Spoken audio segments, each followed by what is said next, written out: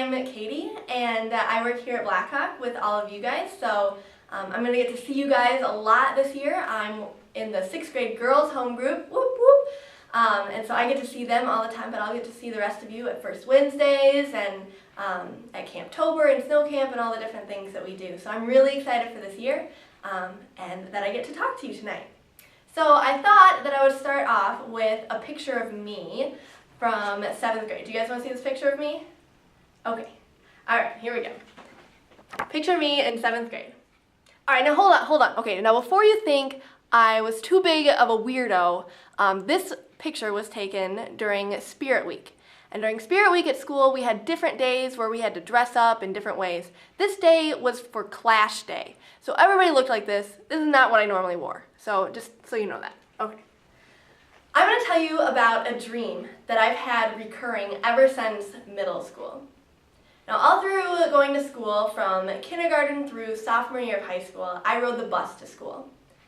And many of you guys ride the bus to school, but some of you don't. So let me tell you a little bit about my experience. When it was really cold, I got to wait inside my house, and I was able to kind of see and hear the bus because the bus had to go on a street behind my street and then down and around. So I could hear it, and then I would be able to run out front and get there before the bus came.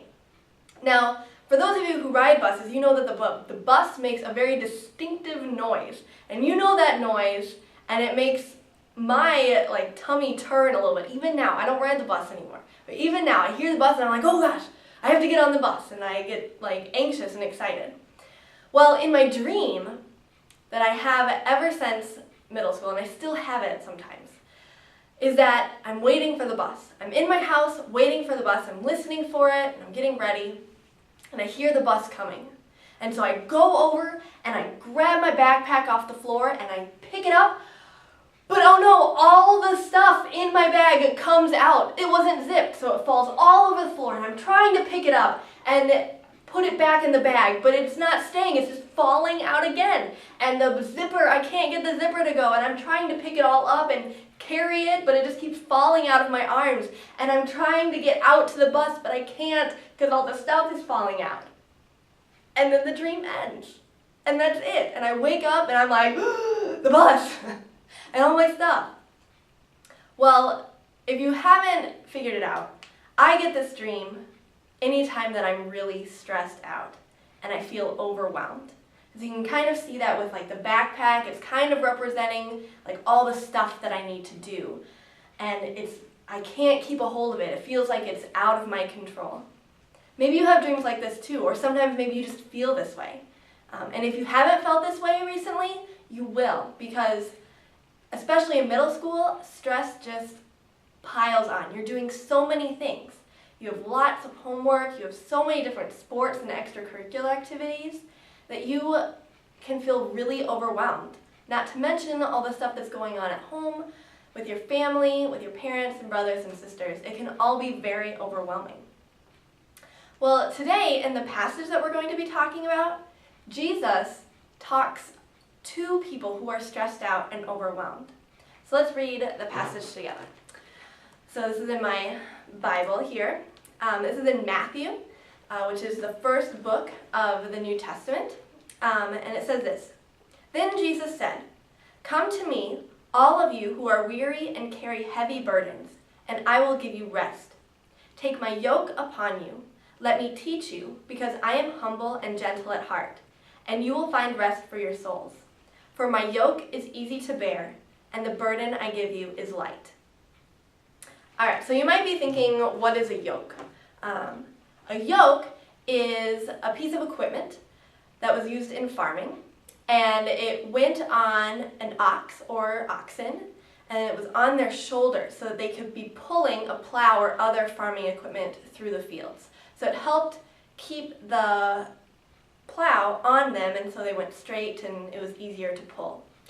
So what Jesus is talking about is about a yoke that he has that's lighter than what we're carrying right now. And I read that and I'm like, oh, I want it to be easy. I want it to be light. I don't want to have to do all this stuff that I have to do.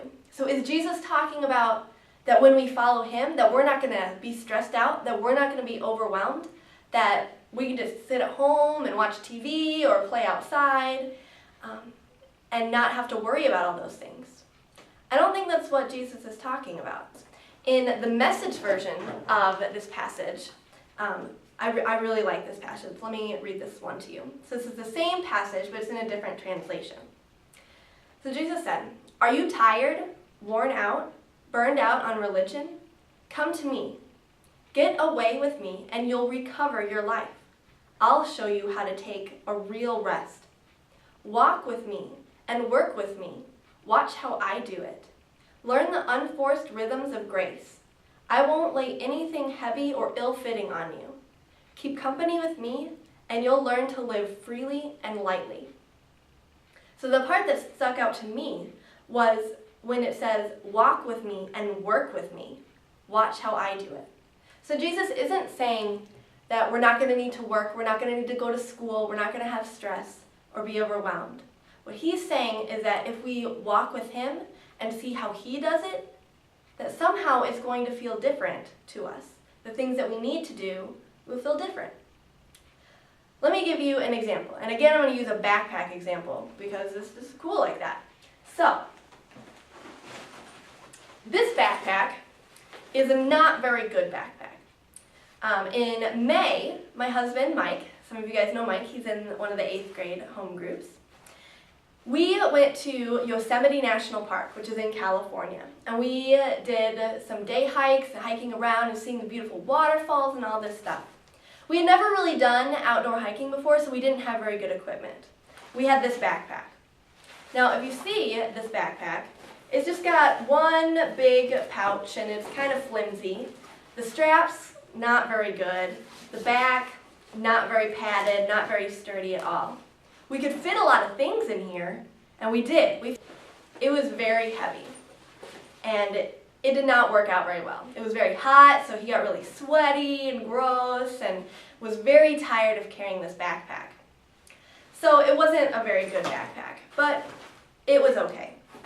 Then we realized that we loved hiking, and so we were wanting to do it more. So we decided to invest in some better backpacks. So we got some good backpacks. So this is my new backpack. Now let me show you this. So it's got a couple different compartments. It's got things that you can hang on the front and tie on. It's got a nice big area back here.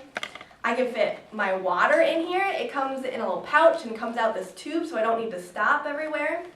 The back is nice and mesh so that it doesn't get super sweaty on your back and breathes nicely. It's got these awesome padded shoulder pads and stuff like that. But my favorite part is that it has these clips on the front. And what's great about this backpack is that we can fit the same amount of stuff in it, sometimes even more, but it feels less because the weight is distributed differently. So the weight gets on our hips instead of so much on our shoulders, so that our shoulders don't get as tired. And so we can fit a lot more things in this backpack than in the other one, and it feels less. So I wonder if this is kind of like what Jesus is talking about. That his way of holding on to all the things we need to do is better, that it fits us better, that the weight is distributed differently, that he's there to help us, to give us the right things, to pack it correctly, to do things his way. So I want you guys to think about that as you go into your discussions. And I have 2 other questions for you to be thinking about. The first one is it hard to think about God when you're stressed or tired? I know it is for me. When I'm stressed, I just want to get the things done, and when I get them done, I just want to check out and watch some TV or read or something. I don't really want to spend time with God. And I wonder if that's why I'm so stressed out sometimes and have those dreams. The other thing I want you to think about is when you do spend time with Jesus, what are the things that you're learning from him? Because he says that if we learn from him and that we watch how he does things, then it's going to be easier for us. And so while you're spending time with Jesus, think about the things that you do. How might he want you to do them differently so that you are walking with him? So have a great time, and I will see you later.